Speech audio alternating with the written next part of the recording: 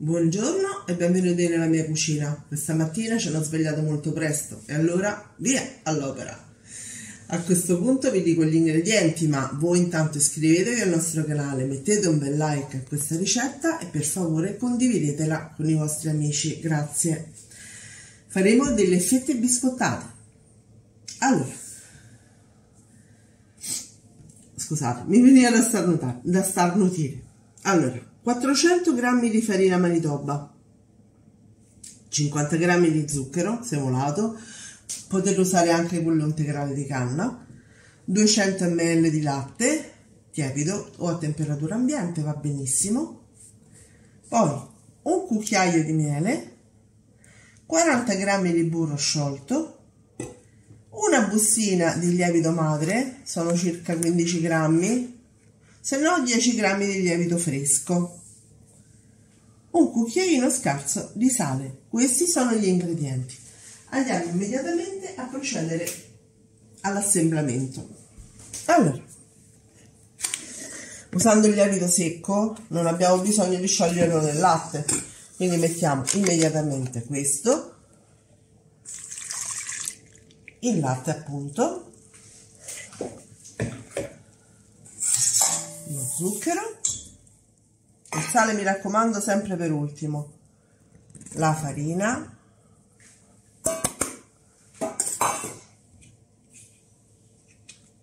e il cucchiaio di miele. Andiamo in planetaria e mentre sta girando aggiungiamo a filo il burro e per ultimo il sale. Eccolo qua il nostro impasto, l'ho tolto dalla planetaria, l'ho impastato sul tavolo, mani umide mi raccomando, e poi lo metterò nella ciotola per farlo lievitare 3 ore. A dopo. Allora, passato il tempo, andiamo ad aprire la nostra ciotola, guardate come è lievitata bene. A questo punto la andiamo a stendere. Non dovrebbe servire la farina perché è abbastanza soda come consistenza. Esattamente. Andiamo a stenderla con il mattarello. Ragazzi, nel frattempo mi scrivete nei commenti la città da dove ci state guardando? Perché io sono molto curioso di sapere dove vivete. Allora, io ho usato il lievito secco, che è il lievito madre secco, quindi con questo ci vuole un pochino più di tempo per farla lievitare. Se voi usate il lievito fresco ci metterete la metà del tempo. Lo stendo tutto, faccio un bel rettangolo e ci vediamo tra un attimo. Eccolo qui. Mi raccomando, prendete una forma da plum cake, eccola qua, mettete un foglio di carta da forno sul fondo e ungete i bordi, ok? Dobbiamo prendere proprio la misura dello stampo per fare il rettangolo, quindi andiamo ad arrotolare il nostro impasto in questo modo.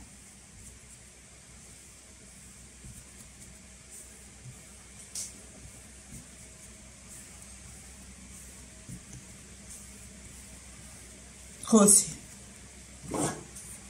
E lo andiamo ad adagiare con la parte diciamo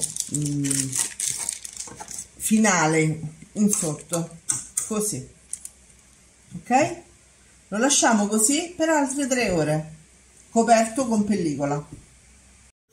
Eccolo qua, è pronto. Adesso noi lo andiamo a spennellare con del latte e poi lo mettiamo in forno preriscaldato statico a 170 gradi per 30 minuti. Eccolo qui, è pronto. Adesso dobbiamo aspettare che raffredda totalmente, lo togliamo dallo stampo e lo lasciamo così per 24 ore. Quindi ci rivediamo domani. Eccoci, passate 24 ore, andiamo a tagliare il nostro pan brioche. Facciamo delle fettine come se fossero delle fette biscottate, giustamente, no? Quindi di uno spessore abbastanza spesso, famoso spessore spesso.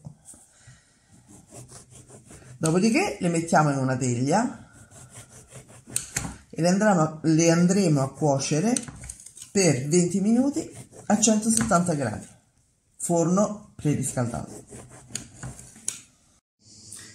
Eccole pronte ragazzi, guardate che spettacolo, eh? Sono o non sono belle come le, posso dire, le gentilini? Eh sì, bisogna farle sentire. Guardate. Sono perfette. Provate, perché queste si mantengono anche una quindicina di giorni, se avanzano, dentro una bustina a chiusura ermetica. Ok? Ragazzi, ci vediamo alla prossima ricetta. Alla prossima. Ciao a tutti. Ciao.